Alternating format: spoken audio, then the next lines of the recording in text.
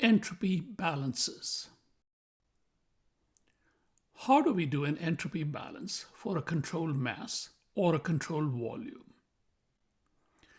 To do an entropy balance for a controlled mass, we know that the entropy can be transferred to or from a controlled mass. We denote this by S in for the entropy added to the system and S out for the entropy leaving the system. Entropy can also be generated within the system due to irreversibilities, and we denote this by Sgen. The change in entropy of the system is then equal to S in minus S out plus Sgen. We can write this as a rate equation, where ds by dt is the rate of change of entropy of the system, S dot in is the rate of entropy entering, S dot out is the rate of entropy leaving, and S dot gen is the rate of entropy generation. At steady state, ds by dt is equal to 0. So therefore, our equation becomes S dot in minus S dot out plus S dot gen is equal to 0. For an internally reversible system, there's no entropy generated and S dot gen is equal to 0. And therefore S dot in is equal to S dot out. For a controlled mass, the only way to transfer entropy is with heat. The rate of entropy transfer to the system, S dot, is then equal to Q dot J upon Tj, where Q dot J is the rate of heat transfer to the system, Tj is the temperature of the system boundary where the heat transfer takes place. There could be multiple streams of heat transfer from or to the system. So therefore, in our entropy balance, we must sum up all of these.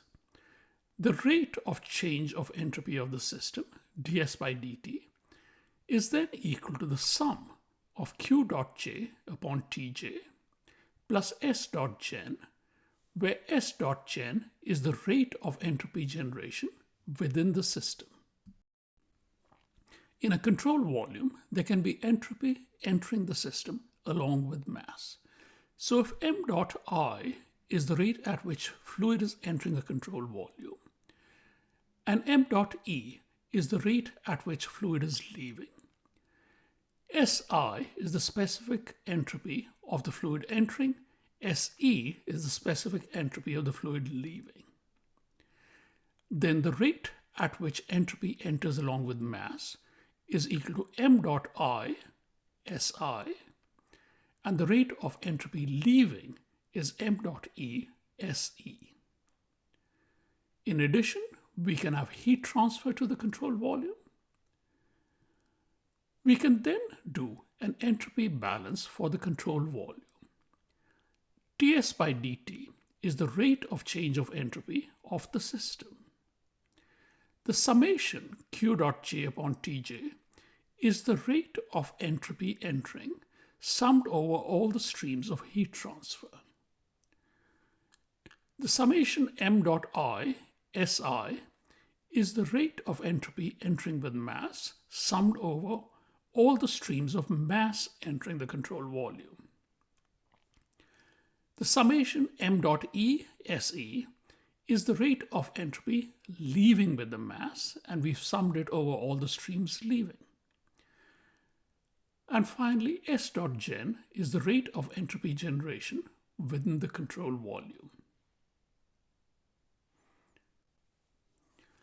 We can simplify this equation in many cases. So if we assume that the system is at steady state and it has only one inlet and outlet, in that case, the mass flow rate in and out, m dot I and m dot E, equal each other, and we can just write that as m dot.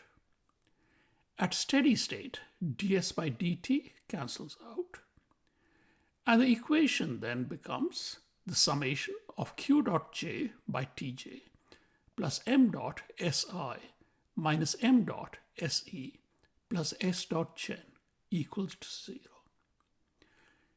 If we further assume that the system is adiabatic, then there's no heat transfer, and the first term cancels out.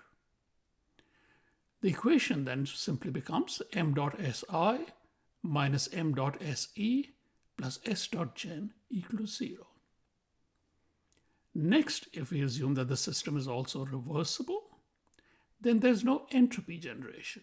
So s dot gen cancels out. In that case, Si is simply equal to Se. The specific entropy of the fluid entering has to be equal to the specific entropy of the fluid leaving. To summarize, entropy is carried into a controlled mass by heat. Entropy is carried into a controlled volume along with heat or mass. Entropy can be generated in a system by irreversibilities. An entropy balance for a controlled volume is given by the equation that ds by dt is the summation of q dot j by tj plus the summation of m dot I Si minus the summation of m dot E Se plus s dot gen. For a reversible adiabatic system at steady state, the entropy entering and leaving the system is the same. Therefore, we can write that Si is equal to Se.